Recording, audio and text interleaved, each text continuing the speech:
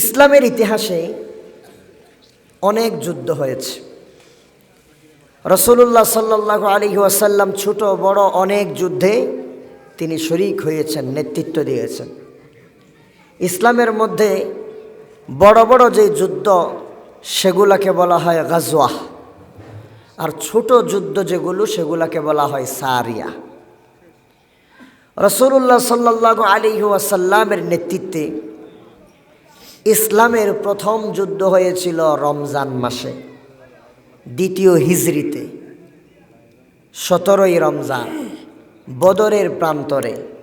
সেই যুদ্ধকে ইসলামের ইতিহাসে বদরের যুদ্ধ বলা হয় এবং ওই যুদ্ধকে কোরআনে কারীমের মধ্যে ইয়াউমুল ফুরকান বলা হয়েছে। ফুরকান শব্দের অর্থ হচ্ছে সত্য মিথ্যার পার্থক্যকারী। সেই দিন বদরের প্রান্তরে সত্য এবং মিথ্যা স্পষ্ট হয়ে গিয়েছে। সত্য দূরীভূত না হয়ে মিথ্যা দূরীভূত হয়েছে। সত্য বিজয়ী লাভ করেছে, সত্য প্রতিষ্ঠিত হয়েছে। আল্লাহর জমিনে আল্লাহর দ্বীন ইসলাম প্রতিষ্ঠিত হয়েছে। সুবহানাল্লাহ। বদরের যুদ্ধে রাসূলুল্লাহ সাল্লাল্লাহু আলাইহি ওয়াসাল্লামের দলে, মুসলমানদের দলে ছিল মাত্র 313 জন, আর কাফেরদের পক্ষে ছিল 1000। এই যুদ্ধটা রমজান মাসে হয়েছিল। এখন আপনারা বলেন, রমজান মাসে রোজা রাখা ফরজ না সুন্নত? আওয়াজটা একটু জোরে দিয়েন। ফরজ। আরো জোরে। ফরজ। রমজানের রোজা রাখা ফরজ না সুন্নত? ফরজ। ফরজ। আল্লাহর জমিনে আল্লাহর দ্বীনকে প্রতিষ্ঠিত করা ফরজ না সুন্নত? ফরজ। ফরজ। রমজানের রোজা রেখে সাহাবায়ে কেরাম বদরের প্রান্তরে গেলেন। রোজা রাখলে শরীর কি সবল থাকে না দুর্বল থাকে? বলেন। দুর্বল।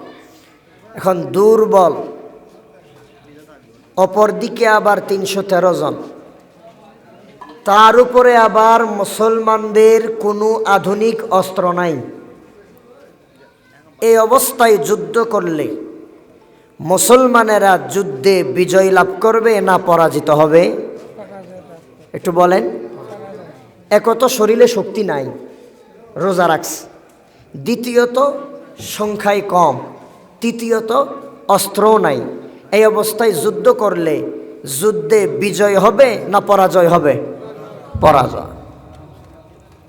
কিন্তু আল্লাহ সুবহানাহু ওয়া তাআলা যদি বিজয় দিতে চান, আল্লাহ তাআলা যদি সম্মানিত করতে চান, তাহলে দুনিয়ার কোনো অস্ত্র শস্ত্র না থাকলেও, সংখ্যায় কম হলেও, শরীর দুর্বল হলেও আল্লাহ তাআলা ওই সংখ্যায় কম মানুষদেরকে বিজয় দান করে দেন। ঠিক কিনা বলেন? কিসের কারণে? ঈমানের কারণে। বলেন কিসের কারণে? ঈমানের কারণে, তাকওয়ার কারণে। বদরের প্রান্তরে মুসলমানেরা জিহাদ করার জন্য চলে গেল। মুসলমানেরা ছিল সংখ্যায় কম, মাত্র 313 জন। অপরদিকে কাফেরেরা ছিল 1000। কাফেরদের অনেক আধুনিক অস্ত্র ছিল, সংখ্যায় মানুষ অনেক বেশি ছিল। যুদ্ধের কলাকৌশল কাফেরদের অনেক বেশি জানা ছিল। মুসলমানেরা সংখ্যায় কম হওয়া সত্ত্বেও মুসলমানদের ঈমান অটল অবিচল থাকার কারণে, মুসলমানদের অন্তরে আল্লাহর ভয় থাকার কারণে, আল্লাহর উপর ভরসা করার কারণে বদরের ময়দানে মুসলমানদেরকে আল্লাহ তাআলা বিজয় দান করে দিয়েছে। মুসলমানেরা একটু একটু ভয় পেয়ে গিয়েছিল যে আজকে মনে হয় আমাদের সংখ্যায় কম, সেজন্য আমরা পরাজিত হয়ে যাব। আল্লাহ তাআলার হাবিব বললেন, না না, জীবনে কোনোদিন আমরা পরাজয় বরণ করব না, কারণ অবশ্যই আমাদের সাথে যিনি আছেন তিনি কে? মুসলমানদেরকে আল্লাহর হাবিব বলে দিলেন, ও আমার সাহাবীরা, আফতিরু, তোমরা ইফতার করে ফেলো, রোজা ভঙ্গ করে ফেলো। কারণ হলো, এখন যদি তোমরা রোজা রাখো আর আল্লাহর দিন যদি দুনিয়ার জমিনে প্রতিষ্ঠিত না হয়, তাহলে তো আগামীতে আর রোজা রাখতে পারবে না। আল্লাহর দিনকে প্রতিষ্ঠিত করার জন্যে, আগামীতে সুন্দরভাবে রোজা পালন করার জন্যে আজকে রোজা ভঙ্গ করে কাফেরদের সাথে জিহাদের ময়দানে যুদ্ধে নেমে যাও। রোজা ফরজ, কিন্তু এরপরও নবীজি রোজা ভঙ্গ করে ফেলতে বললেন। সাহাবায়ে কেরাম রাসূলুল্লাহর নির্দেশ মতো রোজা ভঙ্গ করে ইফতার করে প্রাণপণ যুদ্ধে লড়াই করতেছেন কাফেরদের সাথে, একমাত্র আল্লাহর দিনকে প্রতিষ্ঠা করার জন্যে। বদরের প্রান্তরে যদি মুসলমানগণ বিজয়ী না হতো, তাহলে আজকে এই দিনে 2025 সনে এসে 24শে জানুয়ারি আজকে মাহফিলে আমরা জীবনে কোনো দিন বসতে পারতাম না। ইসলাম এতদিন পর্যন্ত আমাদের পর্যন্ত আসতো না। বদরের ময়দানেই ইসলাম শেষ হয়ে যেত। সেই জন্যে ইসলামকে প্রতিষ্ঠিত করার জন্যে আল্লাহর হাবিব সাল্লাল্লাহু আলাইহি সাল্লাম রোজা ভঙ্গ করার জন্য বললেন। আর সংখ্যায় কম হলো, আল্লাহ তাআলা আসমান থেকে ফেরেশতা পাঠিয়ে দিয়ে বদরের ময়দানে মুসলমানদেরকে বিজয় দান করলেন। আল্লাহ তাআলা সেই কথাটা কোরআনের মধ্যে বলেছেন, লাকাদ নাসারাকুমুল্লাহু বিবাদরিন ওয়া আনতুম আযিল্লাহ ফাত্তাকুল্লাহা লাআল্লাকুম তাশকুরুন। আল্লাহ তাআলা বদরের যুদ্ধের ঘটনা কোরআনের মধ্যে বলেছেন। আল্লাহ বলেছেন, লাকাদ নাসারাকুমুল্লাহ, অবশ্যই আল্লাহ তাআলা তোমাদেরকে সাহায্য করেছেন বিবাদেরিন, বদরের যুদ্ধের দিন। আল্লাহ তাআলা বলছেন, বদরের যুদ্ধে তোমরা ভীত সন্ত্রস্ত হয়ে গিয়েছিলে। বদরের যুদ্ধের ময়দানটা একটু ছোট হয়ে গিয়েছিল, কাফেরদের সংখ্যা কম ছিল। তোমরা মনে মনে ভেবেছিলে আজকে সংখ্যা কম হওয়ার কারণে তোমরা বদরের প্রান্তরে বিজয় হবা না, কিন্তু আমি আল্লাহ তাআলা আসমান থেকে ফেরেশতা পাঠিয়ে দিয়ে বদরের ময়দানে তোমাদেরকে বিজয়ী ঘোষণা করে দিয়েছি। বদরের ময়দানে মুসলমানেরা বিজয় লাভ করল, কাফের বেঈমানেরা পরাজিত হয়ে গেল। কাফেরদের লিডার আবু জাহেল বদরের প্রান্তরে নিহত হয়ে জাহান্নামের কুত্তা, জাহান্নামের কুকুর জাহান্নামে চলে গেল। আবু সুফিয়ানের মাথা গরম হয়ে গেল। আবু সুফিয়ান শপথ করল, কাবার ঘরের মালিকের শপথ, যতক্ষণ পর্যন্ত বদরের যুদ্ধের প্রতিশোধ নিতে পারি নাই, ততক্ষণ পর্যন্ত আমি আবু সুফিয়ান তেল এবং নারী স্পর্শ করব না। কি স্পর্শ করবে না? তেল এবং নারী। বলেন, কি স্পর্শ করবে না? তেল এবং নারী। আবু সুফিয়ান, এখন যদি আপনি আবু সুফিয়ান বলেন তাহলে আপনার গুনাহ হবে। এখন বলতে হবে আবু সুফিয়ান রাদিয়াল্লাহু তাআলা আনহু। কিন্তু উহুদের যুদ্ধ শুরু হওয়ার আগে এই আবু সুফিয়ান কাফের ছিল। এখন তিনি আবু সুফিয়ান রাদিয়াল্লাহু তাআলা আনহু রাসূলুল্লাহর শ্বশুর। ভাগ্য যদি খুলে যায়, কপাল যদি খুলে যায়, হাজার খারাপ অন্যায় করার পরও মানুষ জান্নাতি হয়ে যায়। সুবহানাল্লাহ। কপালে থাকতে হয়। আবু সুফিয়ান বর কপাল নিয়ে জন্ম নিছে। আবু সুফিয়ান বলছে, কাবার ঘরের মালিকের শপথ করে বলছি, যতক্ষণ পর্যন্ত বদরের যুদ্ধের প্রতিশোধ নিতে পারবো না, আমাদের নেতা আবু জাহেল হত্যার প্রতিশোধ নিতে পারবো না, ততক্ষণ পর্যন্ত আমি তৈল আর নারী স্পর্শ করব না, আমার বউয়ের কাছেও যাব না, তেলও মাথায় দিব না। এই অনড় সিদ্ধান্ত নেওয়ার পর তারা বলল, মুসলমানদের সাথে আমরা আবার আরেকটা যুদ্ধ করব। আমরা মুসলমানদেরকে যুদ্ধ করে পরাজিত করে বদরের যুদ্ধের প্রতিশোধ নিব। তারা মুসলমানদের সাথে যুদ্ধ ঘোষণা করল, মুসলমানদেরকে মারার জন্য চক্রান্ত করল। এইবার রাসূলুল্লাহ সাল্লাল্লাহু আলাইহি ওয়াসাল্লাম সাহাবীদেরকে ডেকে পরামর্শ করলেন। বললেন, ও সাহাবীরা রে, কাফেরেরা তো আমাদের সাথে যুদ্ধের জন্য প্রস্তুতি নিল, এবার আমরাও একটা পরামর্শ করি। এই যে যুদ্ধটা কাফেরদের সাথে অনিবার্য হয়ে গিয়েছে, ওই যুদ্ধটা আমরা মদিনার ভেতরে থেকে করব নাকি মদিনার বাইরে গিয়ে যুদ্ধ করব? বেশিরভাগ জওয়ান শক্তিশালী যুবক সাহাবীরা বললেন, ইয়া রাসূলুল্লাহ, মদিনার এরিয়ার মধ্যে কোনো যুদ্ধ হবে না, আমরা মদিনার বাইরে গিয়ে যুদ্ধ করব। আর বয়স্ক সাহাবী যারা আছেন তারা পরামর্শ দিলেন, হে আল্লাহর রাসূল, আমরা বাইরে গিয়ে যুদ্ধ করব না, মদিনার ভেতরে থেকে যুদ্ধ করব। রাসূলুল্লাহ সাল্লাল্লাহু আলাইহি সাল্লাম যুবক তরুণ সাহাবীদের মতকে প্রাধান্য দিলেন, যুবকদেরকে আল্লাহর রাসূল প্রায়োরিটি দিলেন। যুবকদের কথা অনুযায়ী, সাহাবীদের কথা পরামর্শ অনুযায়ী রাসূলুল্লাহ সাল্লাল্লাহু আলাইহি ওয়াসাল্লাম সাহাবীদেরকে সাথে নিয়ে উহুদের ময়দানে চলে গেলেন। উহুদের ময়দানে যুদ্ধ হবে।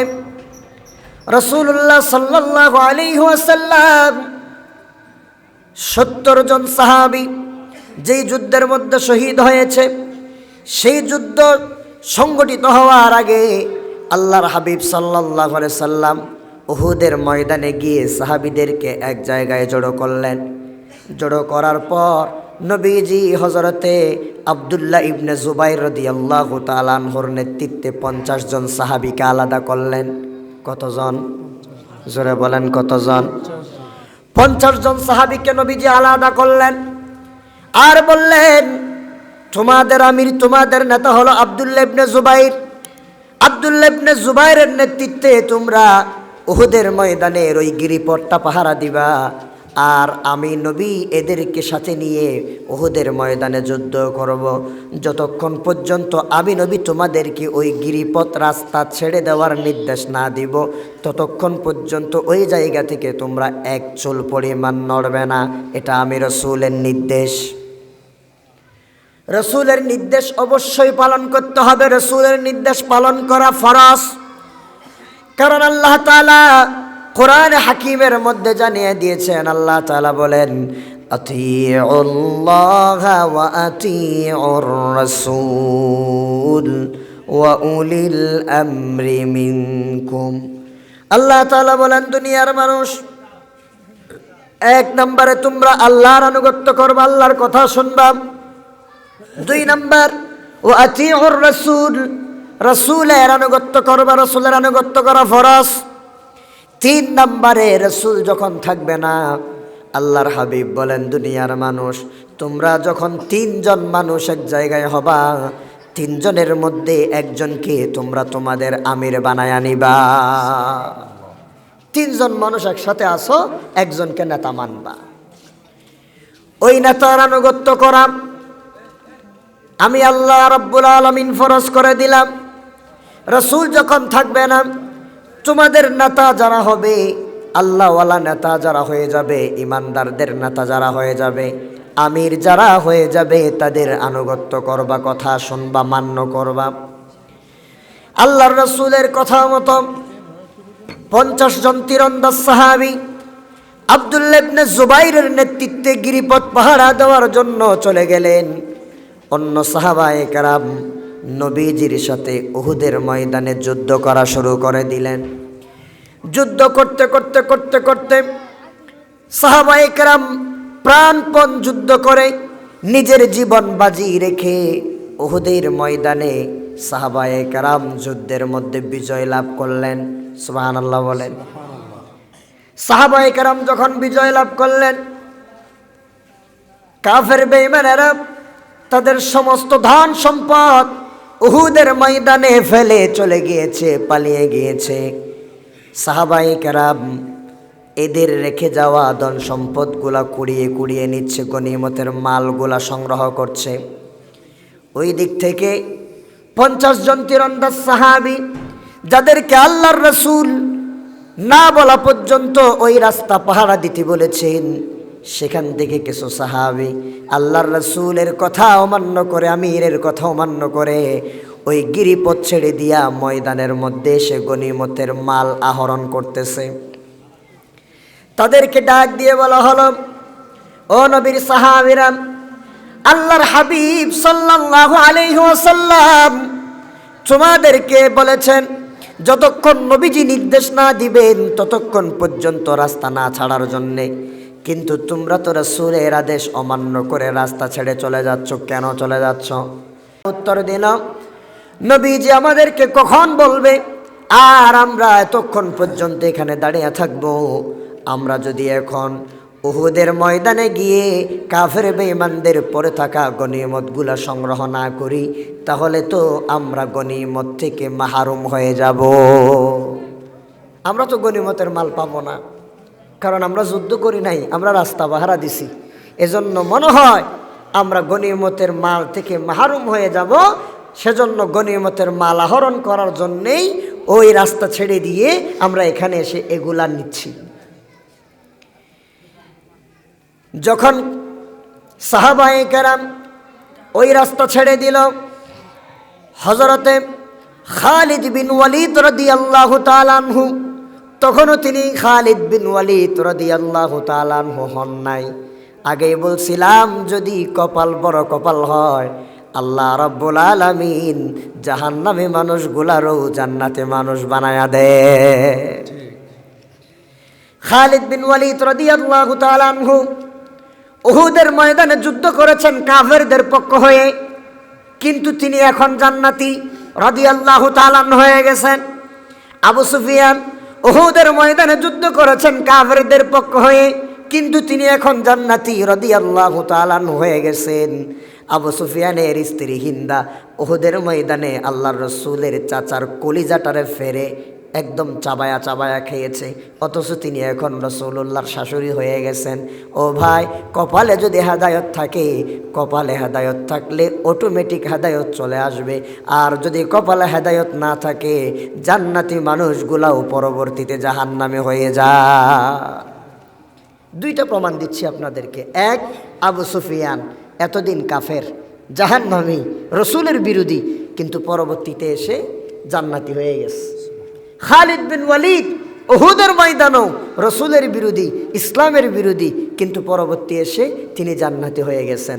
আর আবু লাহাবের দুই ছেলে উতবা আর উতাইবা, যাদের দুইজনকে আল্লাহ রসুল নিজের কলিজার টুকরা দুইটা কন্যা সন্তানকে বিয়ে দিয়েছিলেন, সেই দুইজন এই আবু লাহাবের সন্তান রসুলের কথা অমান্য করে তার বাবার কথা অনুযায়ী রসুলের দুই মেয়েকে তালাক দিয়ে রসুলকে অপমান করেছে। নাউজুবিল্লাহ বলবেন। তার ঘরে হেদায়েত ঢুকে আবার ঘর থেকে বের হয়ে গেছে। আর ওদিকে আল্লাহ তাআলা আবু সুফিয়ান এবং খালিদ বিন ওয়ালিদ রাদিয়াল্লাহু তাআলা আনহুমা এদের দুইজনকে শেষ পর্যন্ত জান্নাতের জন্যই উপযুক্ত বানিয়ে দিয়েছেন। সুবহানাল্লাহ। এজন্য বুঝেন, ভালো করে বুঝেন, কাউরে জান্নাতি জাহান্নামী বলার আগে সাবধান। কাউকে আপনি জান্নাতিও বলতে পারবেন না, জাহান্নামীও বলতে পারবেন না। জান্নাতি না জাহান্নামী এটা সিদ্ধান্ত গ্রহণ করবেন একমাত্র কে? আল্লাহ তাআলা। কাউকে জাহান্নামী বলে গালি দিয়েন না। আমার মুসলমান বন্ধুগণ, সাহাবায়ে কেরাম যখন গিরিপথ ছেড়ে দিয়ে ময়দানের মধ্যে গনিমতের মাল আহরণ করতে ব্যস্ত, এমন সময় খালিদ বিন ওয়ালিদ তিনি ছিলেন যোদ্ধা, রণকৌশল অবলম্বনকারী। তিনি এমন যোদ্ধা ছিলেন যেই যোদ্ধা জীবনে কোনো দিন কোনো যুদ্ধের মধ্যে পরাজিত হন নাই। সুবহানাল্লাহ। খালিদ বিন ওয়ালিদ এমন যোদ্ধা, জীবনে যত যুদ্ধ করেছেন একটা যুদ্ধের মধ্যেও তিনি পরাজিত হন নাই। তিনি আল্লাহর কাছে দোয়া করছিলেন, আল্লাহ আমাকে অন্তত মুসলমানদের যুদ্ধে ইসলামের জন্য শহীদ বানায়া দিও। এটাও হয় নাই। তিনি মারা গেছেন বিছনার মধ্যে রোগাক্রান্ত হয়ে, বয়স বেশি হওয়ার কারণে। আল্লাহ তাকে এমনভাবে কবুল করেছেন। প্রিয় মুসলমান বন্ধুগণ আমার, কষ্ট হচ্ছে নাকি আপনাদের? মুসলমান বন্ধুগণ আমার, খালিদ বিন ওয়ালিদ রাদিয়াল্লাহু তাআলা আনহু পিছন দিক থেকে রাস্তা পরিবর্তন করে আবার উহুদের ময়দানের মধ্যে ঢুকে পড়লেন। এখন বলেন, উহুদের ময়দানে মুসলমানেরা কি যুদ্ধের জন্য প্রস্তুতি আছে নাকি মাল কুড়াতে ব্যস্ত? কোনটা? মাল কুড়াতে ব্যস্ত। এখন অতিরিক্ত যারা মাল কুড়াচ্ছে, এমন সময়ে যদি অতর্কিতভাবে কেউ তাদের উপর হামলা করে, তারা কি ঘুরে দাঁড়িয়ে যুদ্ধ করতে পারবে? আর না। অতর্কিত হামলা, চোরাগুপ্তা হামলা হয়েছে না আমাদের বাংলাদেশে? চোরাগুপ্তা হামলা শুরু করে দিয়েছে কাফেররা খালিদ বিন ওয়ালিদের নেতৃত্বে। এমনভাবে হামলা করেছে, ওই 50 জন তীরন্দাজ সাহাবীর কয়েকজন সাহাবী গিরিপথ ছেড়ে দেওয়ার কারণে যেই যুদ্ধে মুসলমানেরা বিজয় লাভ করেছিল, মুহূর্তের মধ্যে সেই যুদ্ধের মোড় ফিরে গিয়ে ঘুরে গিয়ে 70 জন সাহাবী আল্লাহ রসুলের চাচা সহ এই উহুদের ময়দানে শাহাদত বরণ করেছেন, শুধুমাত্র নেতার আদেশ অমান্য করার কারণে। কিসের কারণে? নেতার আদেশ অমান্য করার কারণে। যেই যুদ্ধের মধ্যে সাহাবীরা মুসলমানেরা বিজয় হয়েছিলেন, মুহূর্তের মধ্যেই সেই যুদ্ধের ময়দানটা রণক্ষেত্র হয়ে গেল। 70 জন সাহাবী শহীদ হয়ে গেলেন। সাইয়্যিদুশ শুহাদা আমির হামজা রাদিয়াল্লাহু তাআলা আনহু তিনিও সেখানে শহীদ হয়ে গেলেন। বদরের প্রান্তরে যারা গিয়েছেন তারা দেখেছেন বদরের প্রান্তরে বিশাল এক কবরস্থান আছে, যে কবরস্থানের মধ্যে উহুদের ময়দানের শহীদেরা সেখানে শুয়ে আছেন। আল্লাহ তাআলা আমাকে 2 চোখ দিয়ে 2 বার দেখার সুযোগ করে দিয়েছে, আলহামদুলিল্লাহ। গত মাসেও যাওয়ার কথা ছিল, কিন্তু ফ্লাইট মিস হওয়ার কারণে পারি নাই। দোয়া চাই আপনাদের কাছ থেকে, আল্লাহ তাআলা যেন ফেব্রুয়ারি মাসের 10 তারিখের মধ্যে আবার আমাকে পৌঁছায়া দেন, বলি আল্লাহুম্মা আমিন। প্রিয় মুসলমান বন্ধুগণ, উহুদের ময়দানে সাহাবায়ে কেরাম শহীদ হয়ে গেল। যেই ময়দানের মধ্যে মুসলমানেরা বিজয় লাভ করেছে, ওই ময়দানে আবার মুসলমানেরা পরাজয় বরণ করলো। কেন পরাজয় বরণ করলো? একমাত্র কারণ নেতার আদেশ অমান্য করা। কি অমান্য করা? বলেন, কি অমান্য করা? নেতার আদেশ অমান্য করা। বাস্তব একটা উদাহরণ দিই। ছাত্র আন্দোলনের মধ্যে যখন ছাত্ররা ঘোষণা করেছিল 6 তারিখ লং মার্চ ঢাকার উদ্দেশ্যে, মনে আসেনি আপনাদের? মনে আছে? 6 তারিখ লং মার্চ হবে ঢাকার উদ্দেশ্যে। কিন্তু আমরা দেখতে পেলাম 6 তারিখ যদি ঢাকার উদ্দেশ্যে লং মার্চ, ওই সিদ্ধান্তে ছাত্ররা অটল থাকতো, জীবনে কোনো দিন শেখ হাসিনারে বাংলাদেশ থেকে বিতাড়িত করতে পারত না। কেন পারত না? কারণ যখন ছাত্ররা 6 তারিখ লং মার্চ ঘোষণা করেছে, 4 তারিখে রাত্রিবেলা ছাত্রদেরকে ওই যে আমাদের হারুন আঙ্কেলের ডিবিরা ধরে গ্রেফতার করে নিয়ে গিয়েছে। সেখানে তাদের থেকে তারা লিখিত নিল যে না, আমরা আর আন্দোলন করব না। তারা মনে করেছিল মাত্র ওই 6 জনই সমন্বয়ক, এছাড়া আর কেউ নাই। ওদিক থেকে তাদেরকে গ্রেফতার করার সাথে সাথে আমাদের চট্টগ্রামের ব্ল্যাক ডায়মন্ড রাফি ঘোষণা দিয়ে দিল 6 তারিখ না, আগামীকাল সকালবেলা 5 তারিখেই ঢাকার উদ্দেশ্যে লং মার্চ। ঠিক কিনা বলে? মুহূর্তে সিদ্ধান্ত পরিবর্তন। ঢাকা বিশ্ববিদ্যালয় থেকেও সিদ্ধান্ত হলো 6 তারিখে হবে না, লং মার্চ হবে 5 তারিখে। যদি 5 তারিখে লং মার্চ না হতো, 4 তারিখ যদি তাদেরকে গ্রেফতার করে তাদের থেকে জবানবন্দি নিয়ে মিডিয়ায় যেভাবে প্রকাশ করেছে ওই রকমভাবে যদি একদিন সময় সেনাবাহিনী পেত, অথবা র্যাব, বিডিআর, বিজিবি এরা পেত, পুলিশেরা পেত, বাংলাদেশের পরিস্থিতি অন্যরকম হয়ে যেত। তাদেরকে গ্রেফতার করার সাথে সাথে রাত পোহাতে দেরি নাই, সাথে সাথে যখন লং মার্চ ঘোষণা করা হলো, ওই 4 তারিখ রাত্রিবেলা বাংলাদেশের বিভিন্ন প্রান্ত থেকে হাজার হাজার মানুষ ঢাকার উদ্দেশ্যে রওনা দিয়েছে। পরিস্থিতি এমন সৃষ্টি হয়ে গিয়েছে, সকালবেলা যখন দেখতেছি ছাত্র আর ছাত্র, ছাত্র আর ছাত্র। আপনাদের মনে আছে কি না জানি না, 3 তারিখে আমরা মিছিল করেছিলাম ঠাকুরদিঘি থেকে আমিরাবাদ স্টেশন পর্যন্ত। কেউ ওই মিছিলে আসেন কি না জানি না, আমি নিজে ছিলাম। 4 তারিখে আবার মিছিলের জন্য আমরা ঘোষণা দিলাম, মিছিলে আসলাম। 3 তারিখে আমাদেরকে বিজিবিরা গুলি চালানোর জন্য সিদ্ধান্ত নিল, কিন্তু আমি ওই মহিলা ম্যাজিস্ট্রেটের জন্য দোয়া করি। এখন এই মহিলাটা কোথায় আছে জানি না, ওই মহিলাটার জন্য দোয়া করি। তিনি বলেছেন না, পদুয়া যেই একটা বড় শপিং মল আছে, এটার নাম কি, 7 স্টার শপিং মল মনে হয়, সেখানে আমরা দাঁড়াইছিলাম। সেখানে উনি বললেন যে না, কোনো ছাত্রের উপরে গুলি চালানো হবে না। যখন দেখা গেল যে জনস্রোত, আমি কল্পনাই করতে পারি নাই। যখন আমরা প্রথমে মিছিল শুরু করতেছি তখন মনে হয় 50 জনের মতো ছাত্র ছিলাম আমরা। হুমায়ের পরে দেখতেছি ওদিকে যখন যাচ্ছি ঠাকুর দিঘি থেকে শুধু মাথা দেখতেছি আমি। আবার যখন ঠাকুর দিক থেকে ফিরে লোহাগাড়ার উদ্দেশ্যে রওনা দিয়েছি, এদিক থেকেও দেখতেছি শুধু মাথা আর মাথা। আমার মনে হচ্ছে প্রায় কয়েক হাজার ছাত্র সেখানে উপস্থিত হয়ে গিয়েছে। সেই দিন আমি মনে মনে ভেবে নিয়েছিলাম, না কিছু না কিছু একটা হবে ইনশাআল্লাহ, কিছু না কিছু একটা হবে। এত মানুষের জীবন, এত ছাত্রের জীবন, এত মানুষের কান্না, এত আলেমের তাহাজ্জুদে কান্না জীবনে কোনোদিন বিদা যেতে পারে না। প্রিয় মুসলমান বন্ধুগণ, বোঝাচ্ছি নেতার আনুগত্য কত বড় জিনিস। যদি আমরা সমন্বয়কদের কথায় 5 তারিখ ঢাকায় না গিয়ে রিক্সাওয়ালা, টালাওয়ালা, কুলি, মজুর, ধনী, গরিব থেকে শুরু করে সবাই যদি ঢাকা গণভবনের উদ্দেশ্যে যদি রওনা না দিত, তাহলে জীবনে কোনো দিন শেখের বেটি হাসিনা 5 তারিখে পলায়ন করত না। আমাদের যুদ্ধ সেখানেই শেষ হয়ে যেত যদি আমরা নেতার আদেশ অমান্য করতাম। কিন্তু নেতার আদেশ অমান্য করি নাই, আমরা প্রাণপণ চেষ্টা করেছি। আল্লাহ রাব্বুল আলামিন বলেন, বান্দারে এতদিন পর্যন্ত বিএনপি আলাদাভাবে চেষ্টা করেছে, আমি সফলতা দান করি নাই। জামাত আলাদাভাবে চেষ্টা করেছে, অনেক নেতা কর্মী পঙ্গু হয়েছে, জেলখানায় গিয়েছে, তাদের শীর্ষ নেতারা ফাঁসির কাস্টে ঝুলেছে। এমনকি আমার প্রিয় কোরআনের পাখি আল্লামা সাঈদী পর্যন্ত আমার কাছে চলে এসেছে, সফলতা দান আমি করি নাই। কিন্তু যখন বাংলার সমস্ত মানুষ, হিন্দু, বুদ্ধ, খ্রিস্টান, মুসলমান, একদম ছোট্ট বাচ্চা থেকে শুরু করে বৃদ্ধ পর্যন্ত, কুলিওয়ালা, ঠেলাওয়ালা, মজুর পর্যন্ত, ধনী গরিব কোনো ভেদাভেদ ভুলে গিয়ে একমাত্র স্বৈরাচার হাসিনার পতনের আন্দোলন করেছ, আমি আল্লাহ তাআলা তোমাদেরকে বিজয় দান করে দিয়েছি। কেন? এক হওয়ার কারণে। সবাই যেহেতু এক, আল্লাহ তাআলা বলছেন না, বিজয় আমি দিয়ে দেব।